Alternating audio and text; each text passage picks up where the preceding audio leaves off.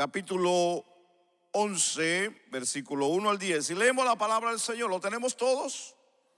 Honramos al Padre, al Hijo y al Espíritu Santo. Jehová dijo a Moisés: una plaga traeré aún sobre Faraón, sobre Egipto, después la cual os dejará ir de aquí, y seguramente os echará de aquí del todo. Habla ahora al pueblo, y que cada uno pida a su vecino y cada uno a su vecina alhajas de plata y de oro. Y Jehová dio gracia al pueblo en los ojos de los egipcios. También Moisés era tenido por gran varón en la tierra de Egipto, a los ojos de los siervos de Faraón y a los ojos del pueblo. Dijo pues Moisés: Jehová ha dicho así: a la medianoche yo saldré por en medio de Egipto, y morirá todo primogénito en tierra de Egipto, desde el primogénito de Faraón que se sienta en su trono, hasta el primogénito de la sierva que está tras el molino, y todo primogénito de las bestias. Y habrá gran clamor por toda la tierra de Egipto, cual nunca hubo ni jamás habrá, pero contra todos los hijos de Israel, desde el hombre hasta la bestia, ni un perro moverá su lengua, para que sepáis que Jehová hace diferencia entre los egipcios y los israelitas. Y descenderá a mí todos estos tus siervos, e inclinados delante de mí dirán: vete, tú y todo el pueblo que está debajo de ti. Y después de esto yo saldré. Y salió muy enojado de la presencia de Faraón. Y Jehová dijo a Moisés: Faraón no os oirá, para que mis maravillas se multipliquen en la tierra de Egipto. Último versículo. Y Moisés y Aarón hicieron todos estos prodigios delante de Faraón, pues Jehová había endurecido el corazón de Faraón, y no envió a los hijos de Israel fuera de su país. Y ahí es donde entra la parte que queremos dialogar. Oramos al Señor, hermanos, y bendecimos el nombre de nuestro Dios. Padre, te bendecimos y te damos gracias por tu grande amor y misericordia, tu bondad que para con nosotros es grande, sublime y maravillosa. Hoy venimos, Señor, a gozar de esa presencia que nos hace sentirnos en paz, seguros, felices, Señor, de lo que hoy nosotros podemos expresar a través de nuestros cánticos, a través de la adoración, a través de lo que nosotros sentimos dentro de nosotros, Señor, y es agradecimiento. Pero si en este día, hoy, alguien ha llegado a esta casa, Señor, con alguna aflicción que no lo deja adorar, con algún dolor, con algún quebranto que no lo deja pensar o meditar en ti, Señor, te pedimos que en este día, Señor, tú abras el pensamiento, tú abras el corazón, tú vengas a trabajar a la vida, Señor, de cada uno de los que estamos aquí, para poder entender que tú tienes el control. Hoy queremos decirte gracias por tu grande amor y misericordia en Cristo Jesús. Amén y amén. Tenga la amabilidad de tomar su lugar, por favor. Muchas gracias. Hemos estado considerando algunos puntos bien interesantes de lo que ha sido las plagas, mis amados hermanos. Y es maravilloso, de una manera, pensar bíblicamente, teológicamente, históricamente, arqueológicamente, y verlo de un punto de vista espiritual y entenderlo en nuestro tiempo. Es un refrigerio y es una comida y es un deleite. Pero si nos metiéramos al cuadro bíblico, a la vida real, fuera algo catastrófico, sería algo desalentador, algo triste, algo que darían ganas de llorar, o como decimos, tirar la toalla, en el sentido de la vida. El decir, la vida no tiene sentido. Lo que estoy haciendo, lo que he hecho, no tiene nada que ver con lo que en realidad estoy viviendo. Porque al ver este cuadro de la Biblia, este cuadro que hemos estado considerando ya de un tiempecito atrás hasta el día de hoy, es entender no solamente una historia, es entender una vida, porque fue real. Es algo que en realidad da tristeza, da dolor ver cómo un país, una nación, un imperio, un reinado poderoso, un reinado que tiene entendimiento, aparentemente, humanamente hablando, que tiene ciencia, que tiene tecnología avanzada de lo que en aquellos tiempos se podía considerar un imperio. Tenían hombres capacitados, estudiados, y tenían todo lo que ellos podían tener y de lo que las otras naciones desearían haber tenido en su tiempo. Más sin embargo, llegaron a un momento de dolor, de tristeza, un momento de angustia, un momento donde todo se les volteó a un imperio grande, poderoso, a llegar a la ruina. Porque en realidad el tiempo de esta historia de las 10 plagas fue una ruina para esta gran nación. Aunque hay algo interesante en esta historia, porque no quedó nada registrado en la vida histórica, secularmente hablando, ni en las ruinas de Egipto no se ha encontrado absolutamente ningún rastro de lo que se puede decir de lo acontecido en este tiempo. La razón por la que no se ha encontrado en Egipto, aunque se encontró un pergamino muy lejos de ahí, marcando y narrando, que en otra ocasión vamos a narrar esa parte, el dolor y el quebranto de esta nación en ese tiempo quedó muy lejos de lo que es Egipto. Pero en Egipto absolutamente no se ha descubierto nada, ni en figura, ni en piedra, ni en pergamino, ni en historia. ¿Por qué? Porque los faraones fue una burla, fue un escarnio, fue un aplastamiento, fue algo que los vino a dejar sin palabra alguna, de que para ellos fueran derrotados de una forma y de un pueblo que no era un pueblo de guerra, sino era una gente esclava. Y para los faraones era una gran mofa, era un escarnio, era una burla.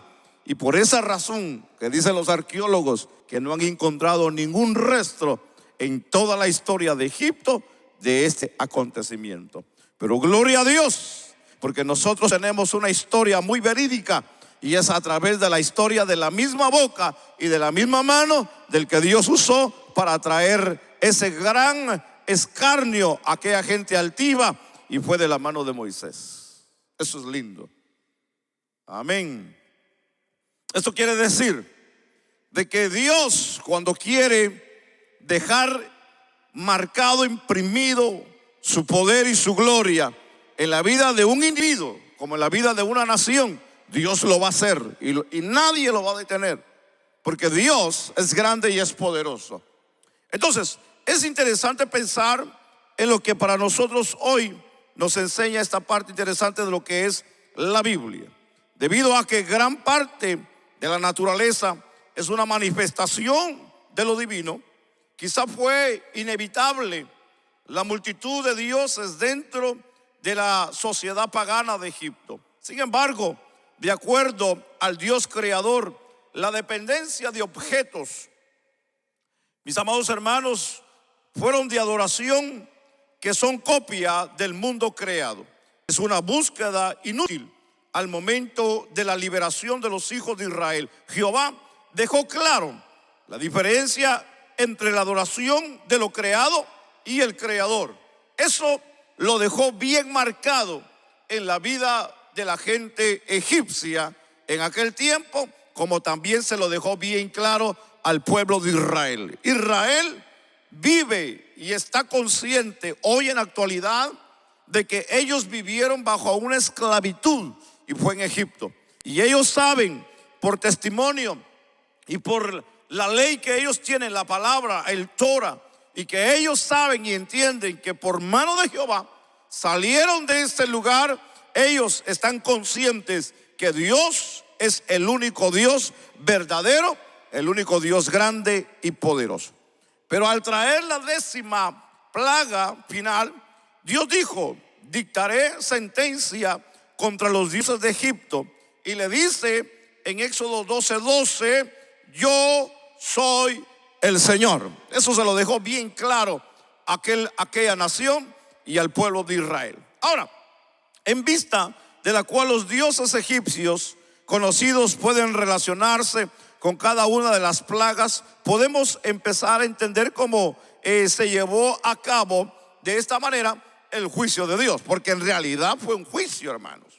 Si usted se pone a pensar, no fue una forma de demostrarle solamente que Él es Dios, no, fue un juicio que llegó a la tierra, como sucedió en el tiempo de Noé. Se recuerda del diluvio, ese fue un juicio, como cayó también en el tiempo de Abraham con fuego y azufre, en el tiempo de Sodoma y Gomorra, ese fue un juicio también. Entonces, entender aquí en el tiempo de Moisés esta parte interesante de lo que surgió en el principio de una grande nación y una salida, empezar a servir al Dios verdadero, ahí en esa parte, en medio de lo que son dos naciones, dos culturas, y de lo que hoy podemos decir dos grandes naciones, Dios tuvo que partir aquello con juicio para que ellos pudieran entender de que al Dios que ellos iban a servir, iban a adorar, y que de esa manera ellos iban a salir,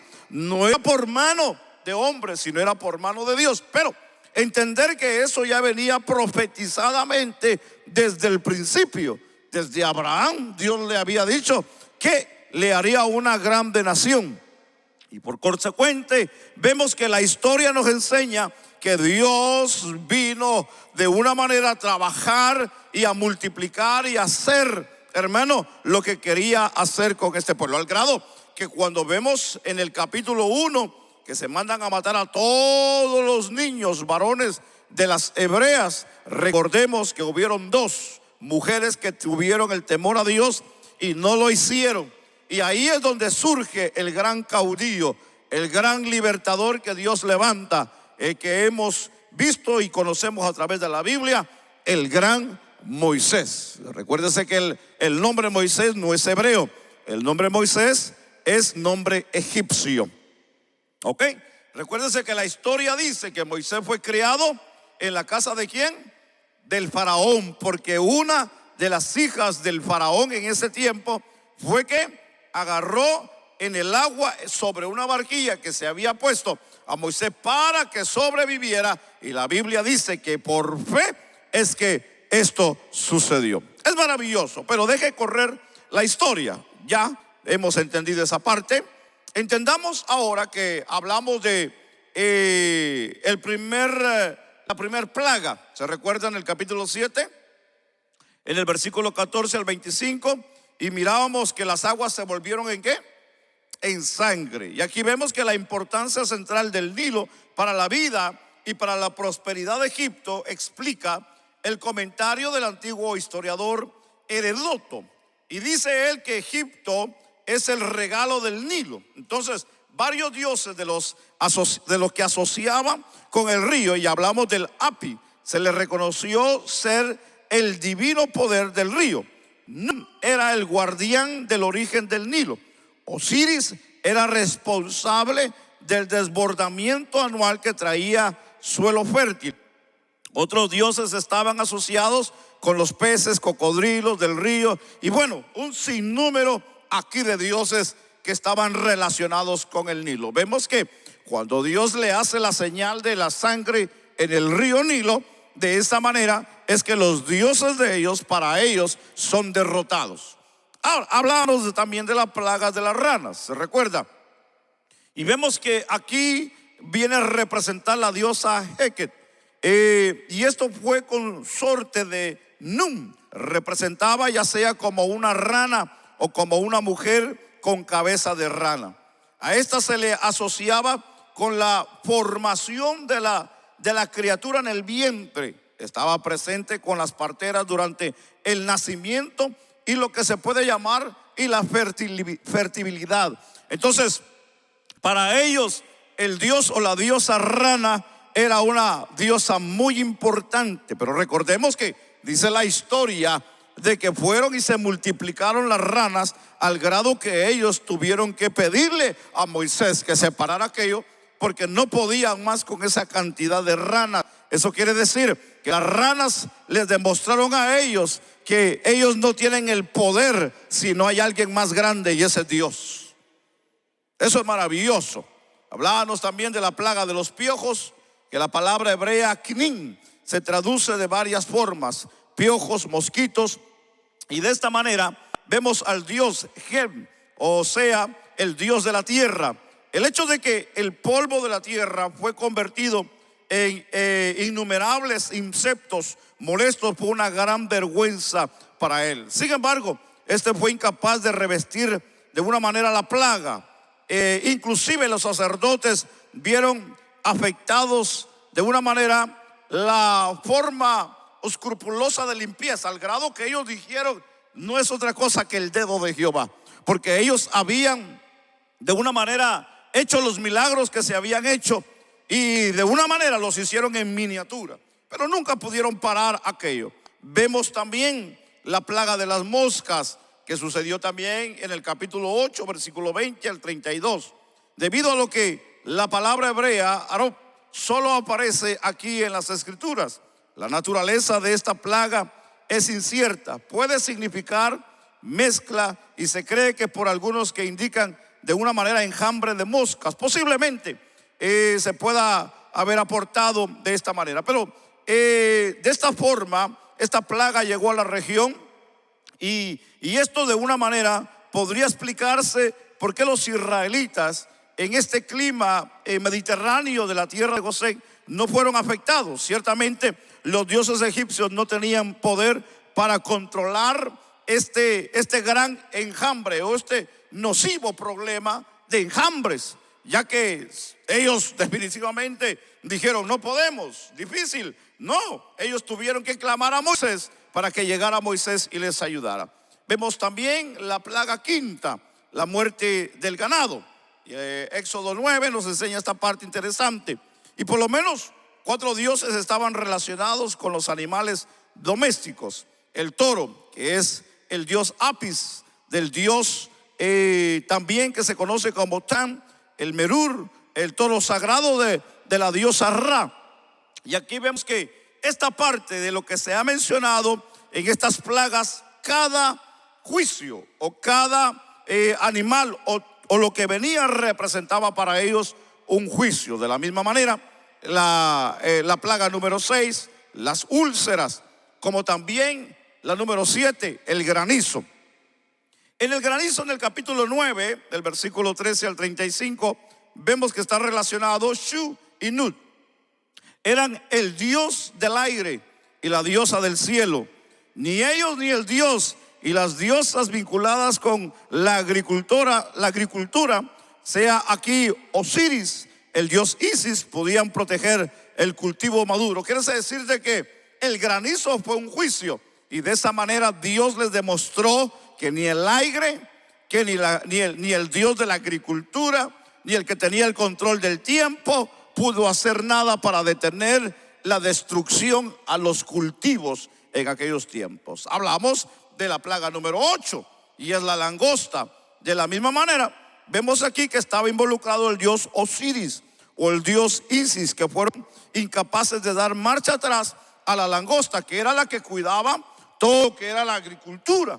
Así que, embargo, vemos que nada de ellos pudo detener. Vemos en la plaga número 9, y vemos aquí la plaga de las tinieblas, que varios dioses estaban involucrados. Por ejemplo, estaba el dios Sol, que estaba conectada con la plaga, que era Ra, Kepre, que aquí también están involucrados el dios Atón, el dios Urus, el dios Atún, el dios de la luna.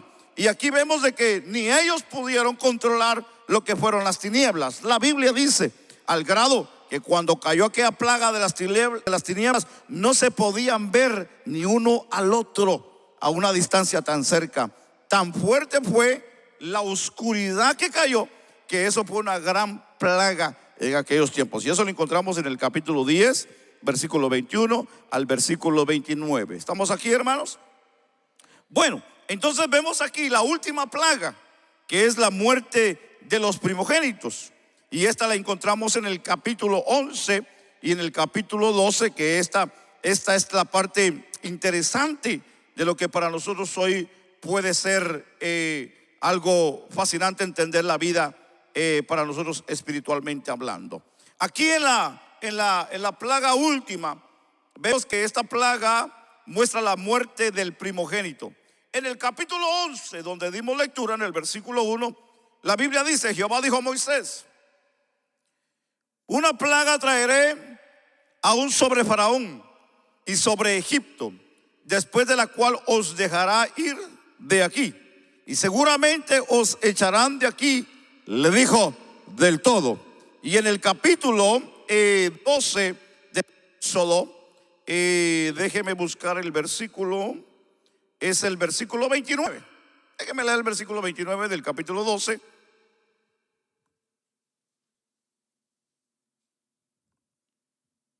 Déjeme agarrar un poquito aquí de aire. Déjeme leer el capítulo 12 y el versículo 29. La Biblia dice: y aconteció que a la medianoche Jehová hirió a todo primogénito de la tierra de Egipto, desde el primogénito de Faraón, que se sentaba sobre su trono, hasta el primogénito del cautivo que estaba en la cárcel. Y todo primogénito, dice la Biblia, de los animales. Y se levantó aquella noche Faraón, él y todos sus siervos y todos los egipcios, y hubo un gran clamor en Egipto, porque no había casa donde no hubiese, dice la Biblia, ¿qué? Un muerto. Eso era espantoso, pues. Ese cuadro es algo que daba terror, daba miedo. Yo me quisiera imaginar en qué posición estaba el pueblo de Israel en ese entonces, aunque ellos estaban fuera de la ciudad, viviendo en Gosén. Sin embargo, el clamor se podía escuchar a lejos, porque toda la ciudad, dice la Biblia, no había en ninguna casa donde no hubiese un clamor. Quiere decir que casi todas, la mayoría, si podemos así decirlo, donde había un primogénito, no importaba si tuviera un año, 90, 80, 100 años, moría el primogénito. Estamos hablando del primogénito, incluso no solamente del que estaba sentado en el trono, hijo del faraón, sino también la Biblia dice de los esclavos y de aún de los animales. Quiere decir que el juicio fue apremiante, el juicio fue directo, hermano, a la cabeza, pues. El juicio fue hacia la vida de Egipto, fue como al siervo, al animal, como fue a la vida del rey, a la vida del faraón. Es interesante pensar en esta historia, porque Moisés de una manera transmitió el mensaje de Dios y explicó que consistiría la plaga que llevaría a Faraón a soltar.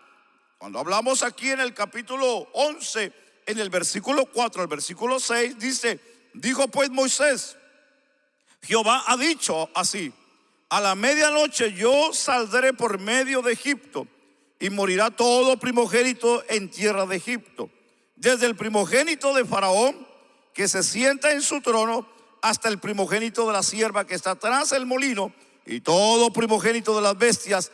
Y habrá gran clamor por toda la tierra de Egipto, dice la Biblia, el cual nunca hubo ni jamás hará. Eso es algo que vendría a marcar la vida de los egipcios, que trajo un clamor, aparte de que ya había tocado Dios el agua. El agua para ellos era algo muy importante, como hoy en la actualidad es para nosotros. había tocado lo que era la agricultura, una parte interesante. Había tocado lo que era la vegetación, había tocado todo lo que era los granos básicos. Había también traído juicio sobre los animales, sobre las vacas, sobre lo que era la leche, el queso, la mantequilla y todas esas cosas. Aunque para ellos la vaca era sagrada, pero les producía alimento. Dios vino y les tocó donde más a ellos les dolía, donde su economía dependía. Ahí Dios los tocó. Entonces, entendamos esta parte interesante. Esta gran nación, este gran imperio había sido golpeada económicamente, había sido golpeada de una manera su tierra, había sido golpeada el agua, había sido golpeada todos sus ingresos, todo lo que de ellos dependían y a lo que ellos adoraban había sido golpeado. Ahora, hay algo que debemos de entender aquí en este cuadro, que hay una forma interesante de la Biblia nos enseña, y es que el mensaje no llegó de sorpresa. El mensaje no llegó y los agarró dormidos, hablando de esa manera figurativamente. No, la Biblia nos enseña de que ya Dios le había dicho desde mucho antes de que Moisés regresara a Egipto, cuando tuvo el diálogo en el Sinaí, cuando tiene el encuentro en la zarza, cuando le dice que lo iba a usar y lo iba a regresar. Ahí en el capítulo 4 le enseña y le dijo de que fuera a Faraón y le dijera que soltara a su primogénito, a su hijo, a Israel, y que si no lo sacara y no lo dejara ir, le mataría al primogénito. Quiere decir que se lo mandó desde mucho tiempo. Desde mucho tiempo se lo mandó. ¿Esto qué quiere decir? De que Dios nunca va a agarrar de sorpresa a nadie. Dios siempre manda aviso. Dios siempre habla a tiempo. Dios siempre manda el mensaje antes de que acontezca algo, sea en la vida de alguien, o sea nacionalmente o mundialmente. ¿Qué queremos decir con esto? De que todo lo que está pasando desde el principio hasta este día mundialmente, hablamos climatológicamente, hablamos socialmente, el odio, el racismo, hablamos la economía, que todo se está decayendo, todo se está yendo hacia abajo. ¿Quiere que le diga una cosa? Estados Unidos, que ha sido una grande nación, y Dios bendiga este país, porque es donde Dios nos ha bendecido, y es donde Dios nos ha bendecido con el pan, con el techo, con el vestuario, y donde tenemos una familia bendecida de parte de Dios, y donde muchos de nosotros hemos conocido y conocimos a Cristo aquí en este gran país que Dios nos ha traído para salvación. Pero esta nación pasará por un proceso. Este país, aunque no está bien claro en la profecía, pero traerá Dios un juicio y pasará por un proceso. Esta nación, que ha sido una gran nación y que ha sido muy, ¿cómo podemos llamarle entre todas las naciones? Muy elogiada, pero también muy codiciada. Hoy es una nación que tiene grande necesidad. La que fue un día y ha sido un imperio, esta nación grande, hoy China le lleva el paso adelante. China está sobre este país, y aunque se escucha feo, y aunque tal vez se vea mal esta expresión, pero China tiene el pie sobre esta nación. Económicamente hablando, China ha sobrepasado esta gran nación. Eso quiere decir que en algún momento de la vida, en algún tiempo, esta nación dependerá probablemente de China. Pero hay una parte interesante que no queremos hoy hablar, será en otra ocasión. Pero entendamos una parte, que hoy, aunque esta nación todavía tiene forma de respirar y tiene forma de salir adelante, el país ha mostrado todo lo contrario. Ha mostrado indiferencia al evangelio, le ha dado la espalda a Dios, están cerrando las puertas, están cerrando todo a lo que es Dios. Eso traerá juicio a esta nación y a las demás naciones que le den la espalda a Dios. Este país que no ha reconocido los extranjeros, no ha reconocido la mano vecina, no ha reconocido los que claman día y noche por esta nación. Un día van a pedir ayuda, un día van a reconocer que Dios es el único que puede ayudar a esta nación. A pesar de que esta nación tiene principios cristianos, a pesar que esta nación sus raíces son cristianas, mas sin embargo vemos que ellos de una manera han dejado la ley de Dios. Pero Dios en su momento los traerá a reflexión de la vida. Hace, ¿qué será? Aproximadamente, no quiero dar una fecha exacta, más o menos, aproximadamente 10 años. 10 años donde laboro, donde trabajo, el dueño, teníamos una plática que se presentó y estábamos platicando en la oficina y me hace una pregunta y me dice: tú como pastor, ¿qué piensas de los problemas que hay en el país? Y me dejó así un poquito pensativo. Entonces yo le dije, bueno, le digo, lo que yo puedo pensar, número uno, del problema que hay en esta nación, hablando humanamente, le digo, socialmente. Y no quiero meterme en política porque no queremos meter esto en política. Pero hay un punto interesante aquí, y es que le mencioné uno de los problemas grandes que padece esta nación, le digo, es de hombres que puedan regir esta nación. Y estoy hablando de líderes. No hay gente capaz. Y la persona me dice, pero bueno, tenemos a fulano. El problema, le digo, de que esa gente no están viendo, le digo, el bienestar de la nación. Están viendo sus bolsillos, no están viendo la nación. Y se quedó así con los ojos abiertos y me dice, tienes razón, me dijo. Estás en toda la razón. Entonces el problema no es nuevo, el problema es de años. El problema es de tiempo. Hoy los gobernantes que tenemos, hoy los que están a la línea de lo que es la presidencia, los que están a punto de dar su punto de vista o correr como otros, el problema, y muy serio, es que no tienen temor de Dios. Y lastimosamente, cuando hay alguien que no tiene temor de Dios, siempre se cegará a lo que Dios quiere hacer en la vida de alguien, en la vida de un pueblo, en la vida de una nación. No importa, aunque diga que cree en Dios y aunque lea la Biblia, eso no es así. Tenemos un cuadro de un gran aquí rey. Tenemos el cuadro de un faraón, que él era adorador, pero de dioses, no era adorador del Dios verdadero. Mas sin embargo vemos que Dios le mostró, y le mostró juicio tras juicio, momento tras momento, le mostró su gloria, le mostró poder. Y la Biblia dice que endurecía el corazón. Ahora, entendamos esta parte que es fascinante para nosotros, y es entender las plagas anteriores que habían traído pérdidas, de las cuales Egipto podría recuperarse de una manera eventualmente, porque ellos pudieran haber seguido trabajando la tierra, tal vez lo hicieron, cultivar, trabajar con los animales, volver otra vez a procrear animales, a trabajar en el río, a trabajar en esto, a trabajar en lo otro, porque eran gente capaces de hacerlo. Pero algo que en realidad ellos no sabían ni pensaban de cómo les va a llegar, como decimos nosotros, el golpe a la vida, es de donde lo que Dios ya tenía preparado para ellos. Entonces vemos aquí que ante la experiencia de las plagas previas, uno pensaría que estaba de una manera la advertencia que amedrentaría al faraón. El rey todavía no tenía tiempo para arrepentirse. Lamentablemente su orgullo, su soberanía, ganaron, y prefirió tomarse el riesgo en lugar de someterse a la voluntad de Dios. Ese fue el grande problema, porque ya el mensaje le había llegado. Ya Moisés le había dicho previamente lo que iba a acontecer.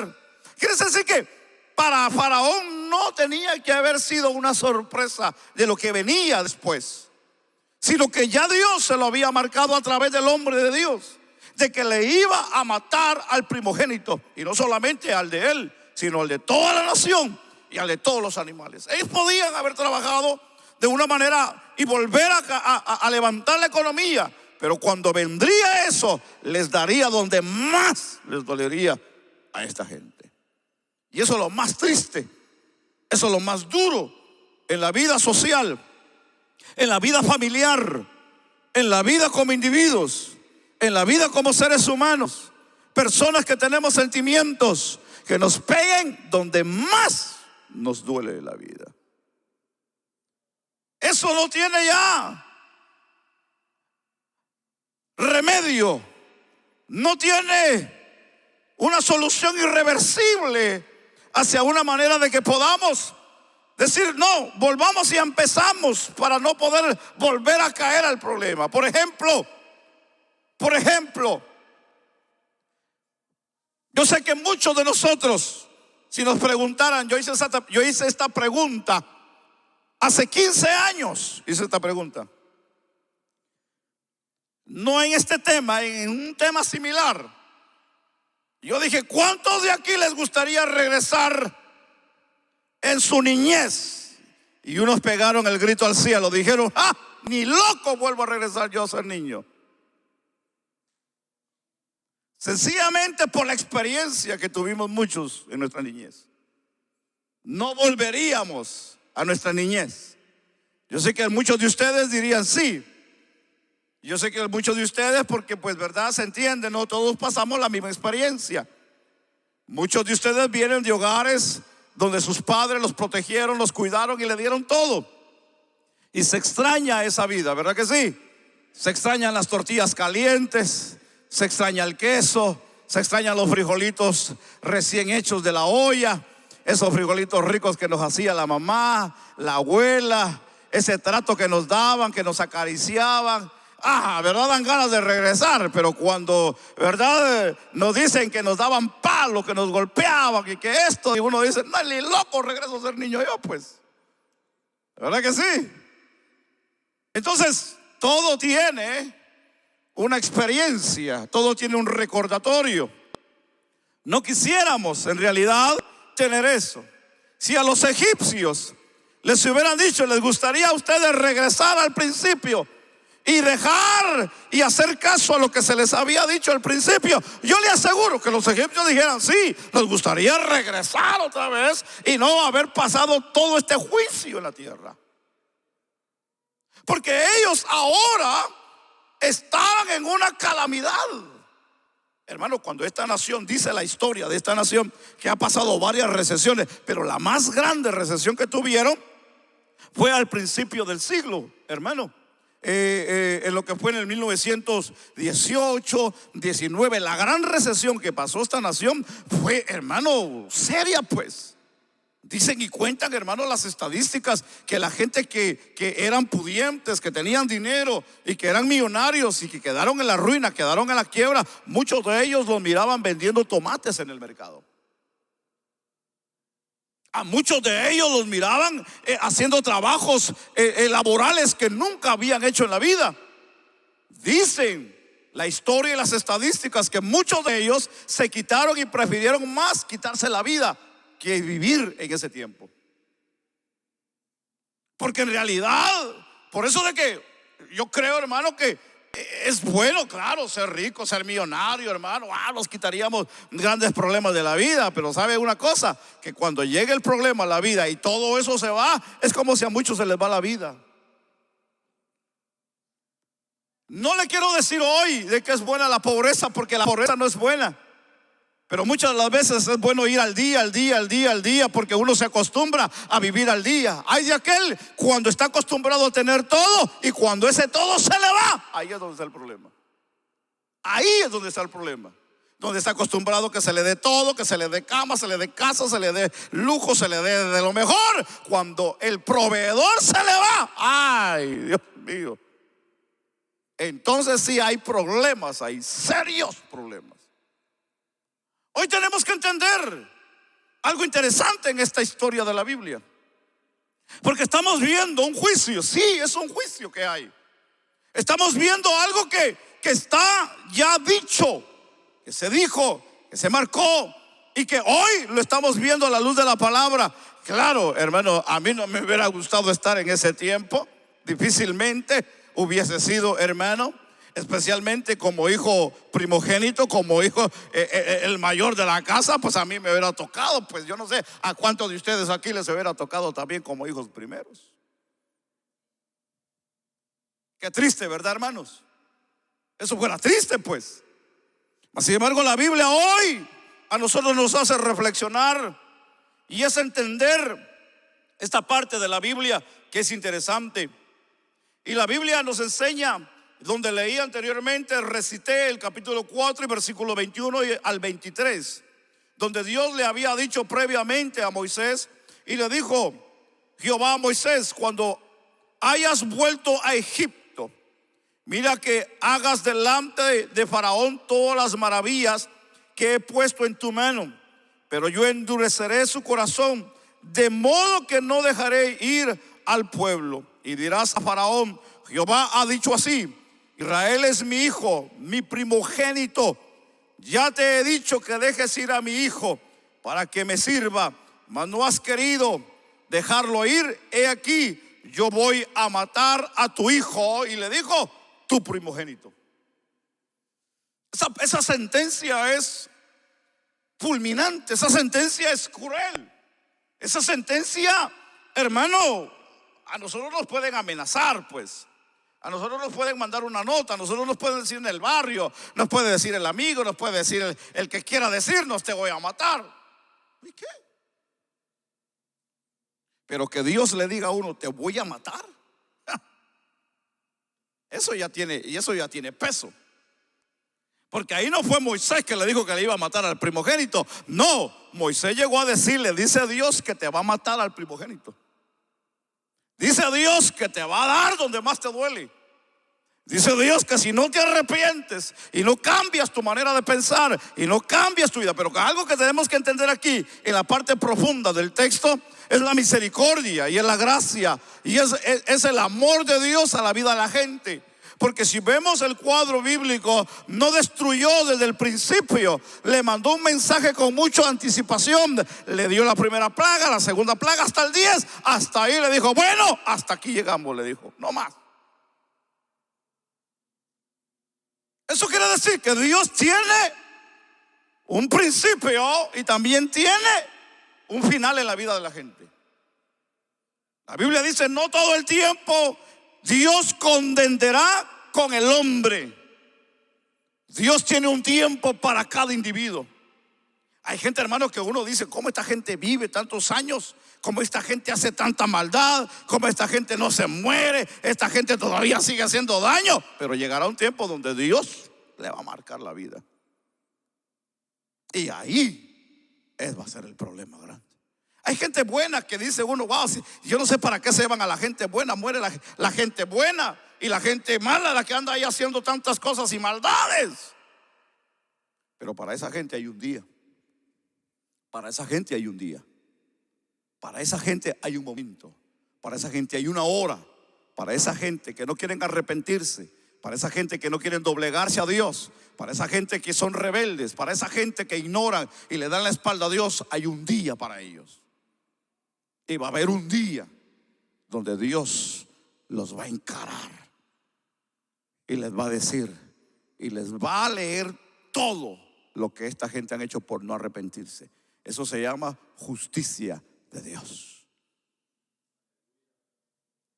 Porque la Biblia dice: porque de tal manera amó Dios al mundo. La Biblia dice que Él vino a buscar lo que se había salvado.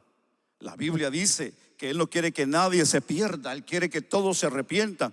Pero no todos se quieren arrepentir. No todos quieren ser salvos. No todos quieren buscar de Dios. No todos quieren arrepentirse. No todos quieren vivir para Dios. No todos quieren ser humildes. Hermano, la gente es rebelde por nacimiento.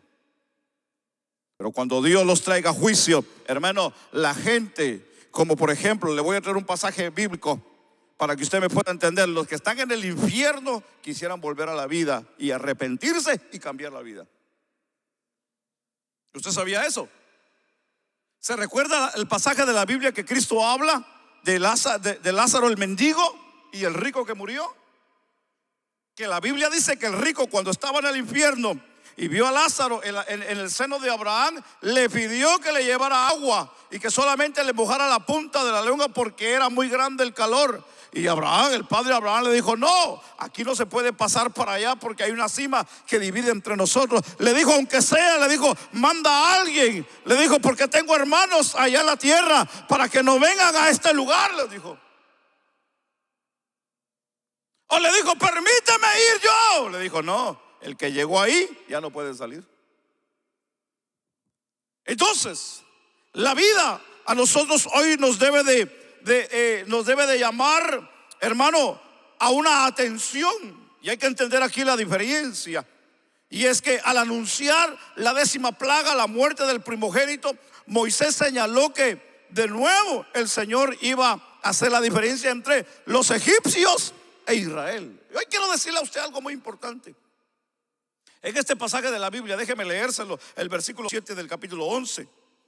Y dice: pero contra todos los hijos de Israel, desde el hombre hasta la bestia, ni un perro moverá su lengua, para que sepáis que Jehová hace diferencia entre los egipcios y los israelitas. Hoy el ejemplo para nuestra vida espiritual y nuestra vida en Dios es la calidad de gente que hablamos de Israel. Cuando hablamos aquí en este pasaje de la Biblia, en algo que nosotros hoy nos podemos comparar a la vida de ellos, es en el sentido de hijos. La Biblia nos enseña a nosotros, hermanos, de que a los suyos vino y los suyos no le recibieron. Mas los que le recibieron, dice la Biblia, el Evangelio de Juan capítulo 1, le dice que les dio potestades de ser llamados hijos de Dios. Entonces todo aquel que acepta a Cristo viene a ser tomado como hijo legítimo en lo que es la sangre de Cristo. Aunque el apóstol Pablo más adelante nos llama que somos adoptivos por Cristo Jesús. Pero venimos a ser hijos y coherederos, dice la Biblia, con Cristo el Señor. Oiga, qué maravilloso es eso, ser hijo de Dios, pues. ¿Alguien bendice a Dios?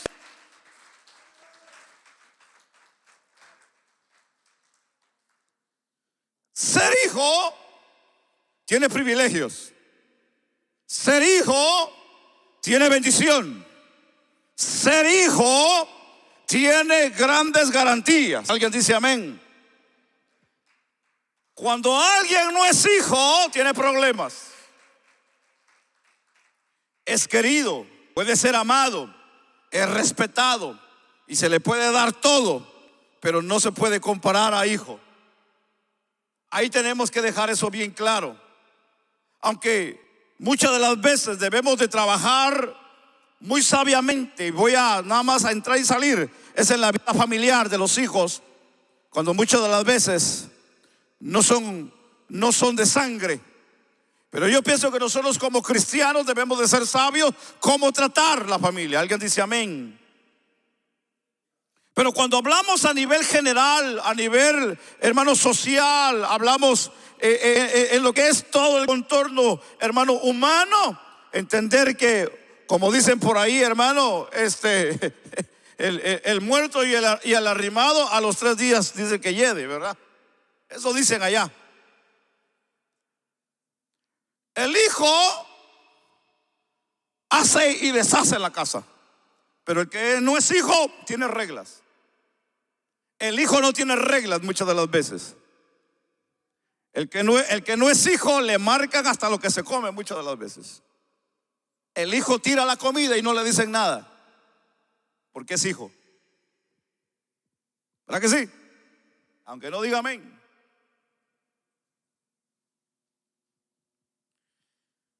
El privilegio de ser hijo en Dios es la garantía absoluta de lo que es Dios a la vida de alguien, en bendecirle, en suplirle y en darle todo lo necesario, sencillamente porque es hijo de Dios. En otras palabras, el que cree en Dios, automáticamente Dios ya está, no se va a comprometer, ya está comprometido. Eso es lo lindo de Dios. Dios no se va a comprometer con alguien que diga: si tú me das, yo te doy. Si tú me haces, yo voy a servirte. Dios no trabaja así. Dios trabaja a través de la fe. Si alguien cree a Dios, Dios ya está comprometido. En otras palabras, la Biblia dice que nosotros no le buscamos primero, Él nos buscó primero a nosotros. Dios te buscó a ti primero. Dios me buscó a mí primero. Antes que nosotros llegáramos a este camino, antes que nosotros le sirviéramos a Dios, ya Dios nos había visto a través de la persona del amado que es Jesucristo, el Hijo de Dios. En la cruz del Calvario, Cristo a ti te vio. Dios el Padre a ti te vio. En la cruz, Él te vio. Déjame irme un poquito más lejos. Antes de la fundación del mundo, ya Dios nos había visto en su Hijo amado. Wow, eso es lindo, pues.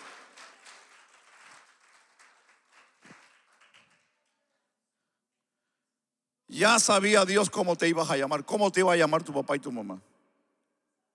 Ya Dios ya tenía allá arriba en el cielo que te iban a llamar Pancho, que te iban a llamar Eustaquio. Ya Dios tenía ya esa información allá arriba en el cielo.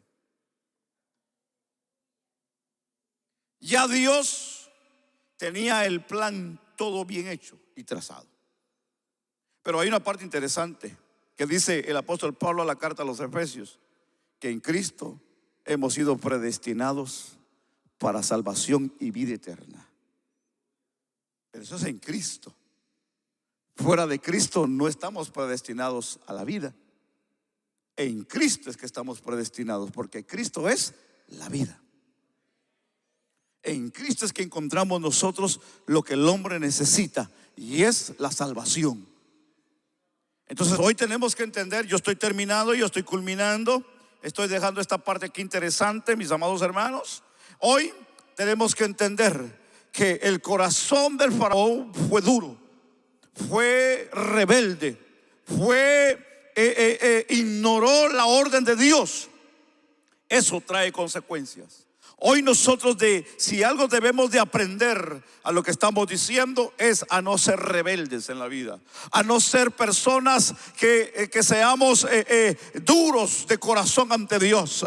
Que debemos que entender que a Dios debemos de abrirle el corazón a todo lo que da. Algo que nosotros debemos de aprender es servir cada día mejor a Dios. Si vamos nosotros a servir a Dios, vamos a hacerlo bien y de todo corazón. Si vamos a creer a Dios, vamos a creer en el verdadero Dios que la Biblia nos dice a nosotros. Si algo vamos a hacer bien, es servir a Dios, hermanos. Si algo vamos a hacer bien, es adorar y glorificar a Dios, hermanos, vamos a hacerlo bien para la gloria de Dios.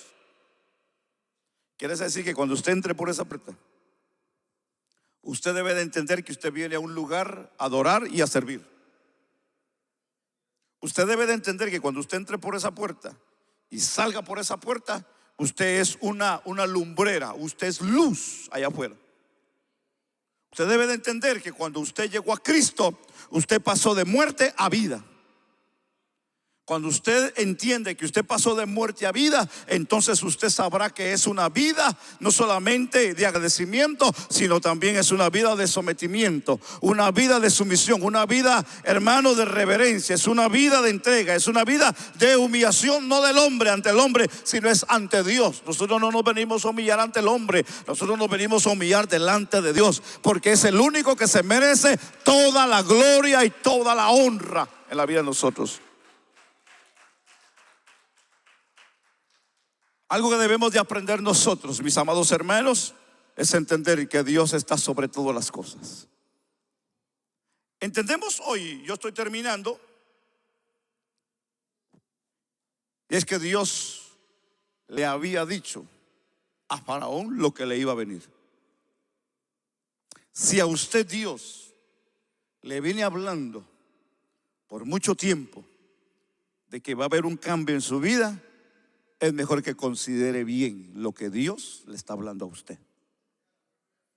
No se haga el sordo o la sorda ante la palabra de Dios, porque cuando Dios trae una palabra a su vida que vienen cambios y no buenos, usted tiene que estar preparado.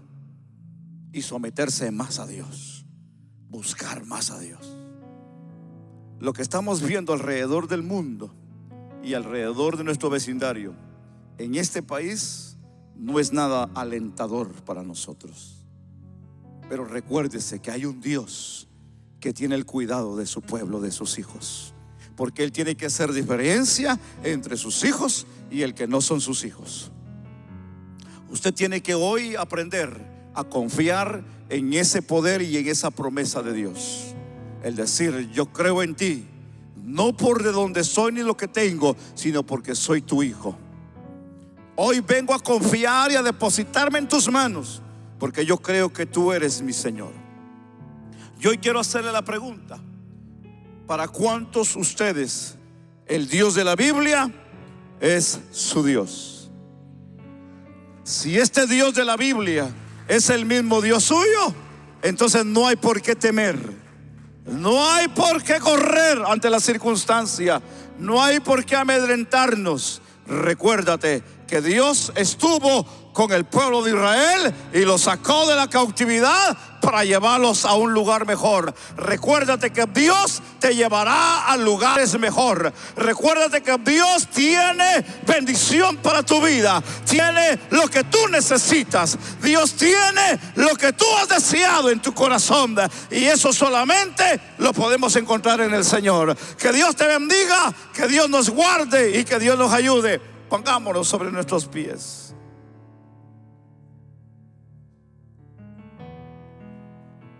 Faraón fue avergonzado por su dureza de corazón.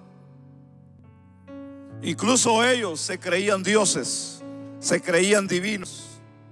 Pero cuando Dios le mató al primogénito, se dio cuenta que ellos solamente eran mortales en la tierra. A veces el hombre tiene que pasar por ciertas etapas de la vida para que entienda que es hombre y no es Dios.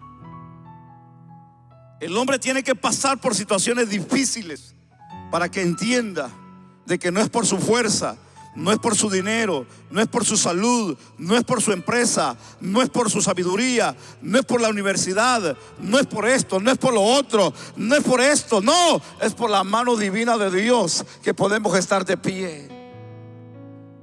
Tenemos que entender que es Dios en la vida de nosotros que nos hace cada día ser bendecidos, vivir felices y ser agradecidos con ese Dios maravilloso. Vamos ahí donde estás.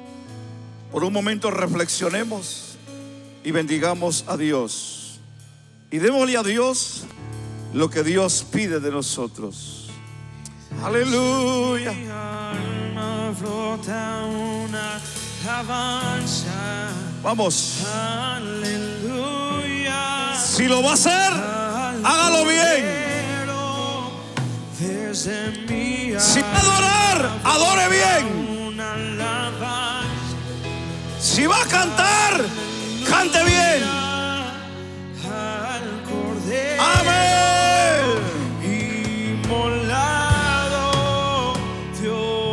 Gracias Dios. Cristo mi Señor, mi Salvador. Ante ti yo me rindo y ante ti yo me entrego. Salvador. Vamos, dígalo con toda su fuerza. Ante ti yo me rindo. Amén. Ante ti yo me entrego.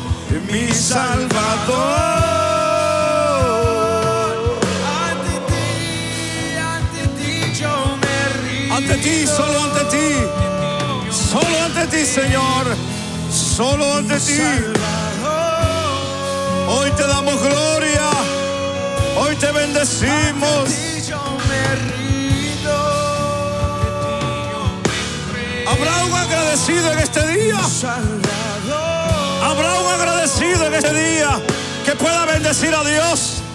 ¿Habrá alguien agradecido que pueda bendecir a Dios en este día? Sí, Señor.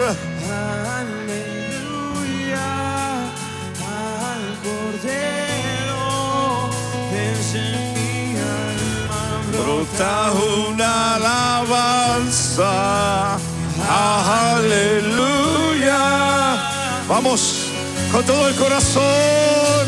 y desde mi alma la alabanza. Aleluya. Sí, Señor. Al Cordero desde mi alma. Gracias, Dios. Aleluya al Cordero. Aleluya. Inmolado, Dios eterno, Cristo el Señor, mi Salvador. Ante ti yo me rindo y ante ti yo me entrego, mi Salvador. Sí, Señor. Ante ti yo me rindo, ante ti yo me entrego, mi Salvador.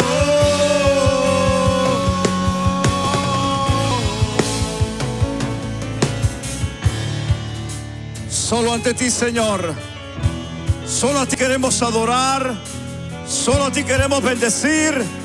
Señor, queremos reconocer que tú eres Dios, el único Dios verdadero, el único Dios sabio, el único poderoso, el que tiene la vida en la mano, el que tiene el poder, el que venció la muerte, Cristo Jesús, a quien nosotros hoy venimos a adorar y a darte a ti toda la gloria. Alguien tal vez vino hoy necesitado, alguien tal vez vino hoy enfermo, alguien tal vez llegó hoy con alguna angustia. Queremos orar por usted. Alguien necesita la oración, el altar está abierto. Sí, Señor. Brota una alabanza. Adoramos. Cordero, desde mi alma brota una alabanza. Gracias, Dios.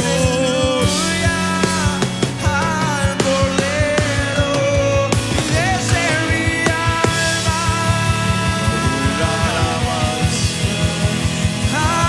Aleluya al Cordero, inmolado, Dios eterno, Cristo mi Señor, mi Salvador. Ante ti yo me rindo y ante ti yo me entrego, mi Salvador. solo ante ti. Vamos, entréguele, entréguele todo a Dios. Entréguele todo, entréguele todo, entréguele todo. Entréguele todo a Dios. Dígale, yo soy tuyo, yo soy tuyo. Yo soy tuyo, yo soy tuyo. Yo soy tuyo, yo soy tuyo. Hoy me rindo, hoy me rindo. Me rindo a ti, me rindo a ti. Me rindo a ti, me rindo, me rindo. Me rindo a ti, Señor. Me rindo a ti, Señor. Me rindo a ti, Dios. Me rindo. Y yo me rindo. Aquí estoy. Aquí estoy, Dios. Aquí estamos. Aquí está mi vida. Aquí está mi alma. Aquí está mi corazón. Aquí está mi todo.